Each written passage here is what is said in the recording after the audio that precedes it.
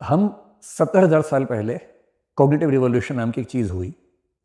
कहते हैं कि वहाँ से इंसान ने लॉजिकली सोचना शुरू। जीवन की कुल आयु 350 करोड़ साल में से सोचने समझने की आयु 70,000 साल की है सिर्फ। लेकिन विज्ञान एक एस्टेब्लिश ट्रेडिशन के रूप में वैज्ञानिक क्रांति के साथ अगर देखें तो 500 साल की बात है, मुश्किल हो 17-16 सेंचुरी की। शाम को 8-9-10 बजे चंद्रमा निकला, अचानक चंद्रमा लाल हो गया पूरा, फिर आधा गायब हो गया, होते तो पूरा गायब हो गया। 5th सेंचुरी BC में, यानी 1000 साल और पीछे जाएंगे, एनेक्सागोरस एक वैज्ञानिक और दार्शनिक दोनों था, वो हुआ। एनेक्सागोरस और भारत के चार्वाक लगभग सेम फिलोसफी है मेटाफिजिक्स को लेकर। कुछ दिन पहले चंद्र ग्रहण की घटना हुई थी और चंद्र ग्रहण की उस घटना के बारे में जानने के लिए मैंने न्यूज़ चैनल ऑन किया तो वहाँ पे एक आदमी बता रहा था कि महिलाओं को घर से बाहर नहीं निकलना चाहिए, सब्जी नहीं काटनी चाहिए, खाना नहीं बनाना चाहिए, खाना नहीं पकाना चाहिए। और दूसरी तरफ कुछ वैज्ञानिक ये भी बता रहे थे कि ये सब अंधविश्वास है, इसे मानने की जरूरत नहीं है, इंसानों को इसका कोई फर्क नहीं पड़ने वाला है। लेकिन उसके बाद भी मैं देखता हूँ लोग मानते नहीं हैं, उस चीज़ को फॉलो करते हैं। आपने जो टीवी डिबेट्स देखी होंगी, मेरे ख्याल से उसमें 6-7-8 लोग बैठे होंगे डिस्कशन में।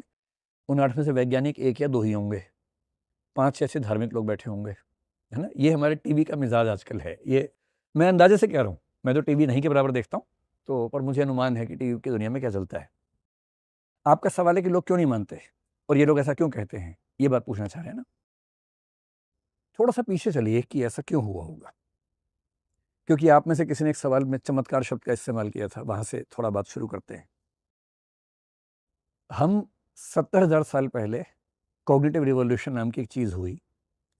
कहते हैं कि वहाँ से इंसान ने लॉजिकली सोचना शुरू किया।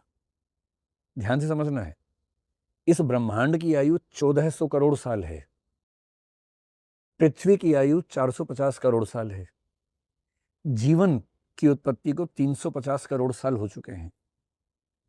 इन 350 करोड़ साल में केवल 3 लाख साल पहले होमो सेपियंस बने हैं और इनमें केवल 70,000 साल पहले इंसान ने सोचना शुरू किया है लॉजिकली।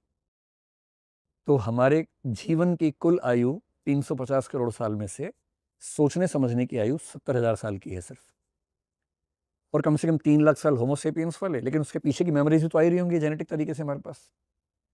कई लाख सालों से इलॉजिकल, इरेशनल, अनसाइंटिफिक चीज़ें हमारी परंपरा में, कल्चर में हमें मिलती हुई आ रही हैं। ये हमारा मेकअप है, हम ऐसे बने हैं।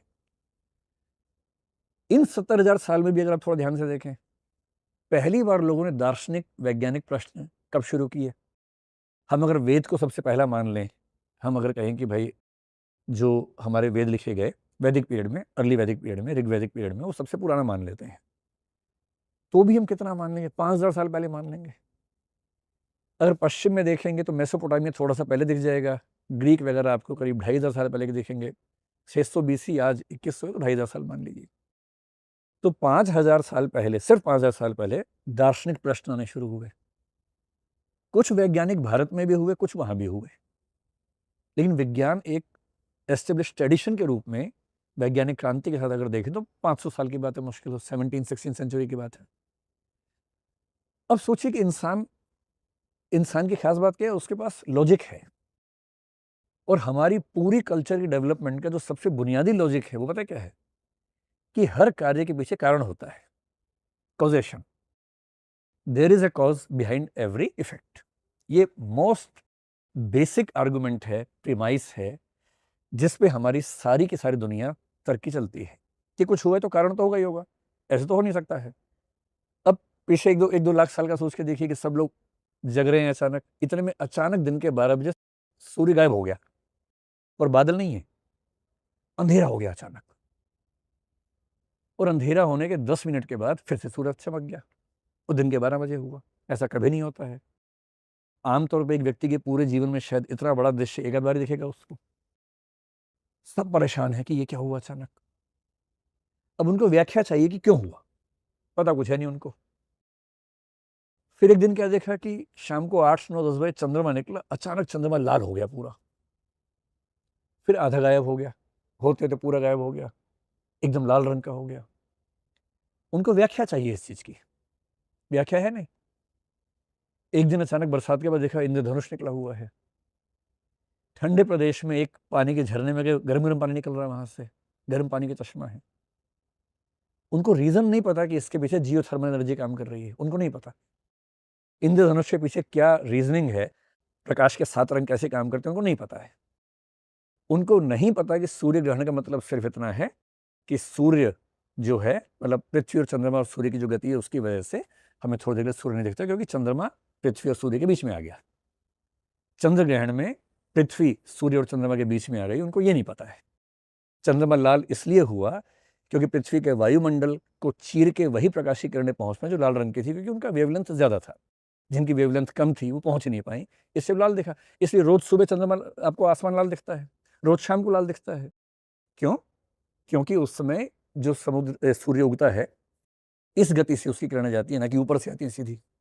ऊपर से चीर के आती है वायुमंडल को, ऐसे नहीं चीर पाती हैं। तो केवल लंबी वेवलेंथ वाली किरणें जो आमतौर पर लाल होती हैं वही क्रॉस कर पाती हैं, तो आसमान लाल हो जाता है, चंद्रमा भी लाल हो जाता है। ये उनको नहीं पता है। जब नहीं पता है और लोग पूछ रहे हैं, व्याख्या करना जरूरी है, तो लोग क्या करते हैं, चीन में लोग मानते हैं कि एक आसमानी राक्षस है जो चंद्रमा को निगल जाता है।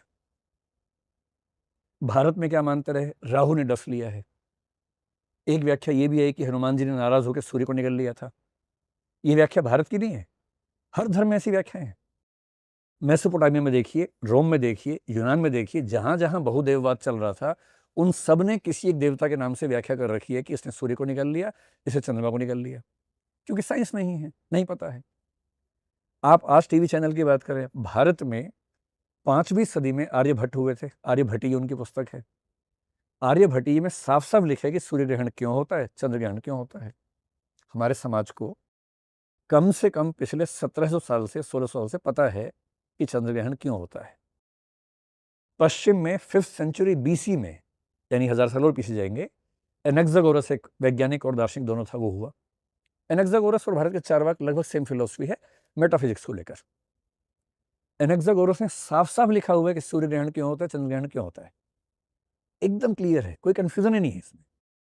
उसके कुछ दिन बाद अरस्तु ने चंद्र ग्रहण के दिन चंद्रमा पे पृथ्वी की गोल परछाई देख के दावा किया कि पृथ्वी गोल है, इसलिए चंद्रमा पर परछाई गोल पड़ रही है, चौकोर नहीं पड़ रही है। ये सब पुरानी बातें हैं, पर वहां भी आज तक कई लोग ऐसा मानते हैं, यहां भी मानते हैं। क्यों मानते हैं? क्योंकि वैज्ञानिक ने अपनी लेबोरेटरी में साबित कर दिया, किताब में लिख दिया, पर वो किताब स्कूलों में पहुंची नहीं, स्कूलों में बच्चे पहुंचे नहीं, स्कूलों में अध्यापकों ने बच्चों को विज्ञान इस तरीके से पढ़ाया नहीं कि सच ये है। धर्म की पहुंच व्यक्तियों तक, परिवारों तक, बच्चों तक विज्ञान की तुलना में ज्यादा रही।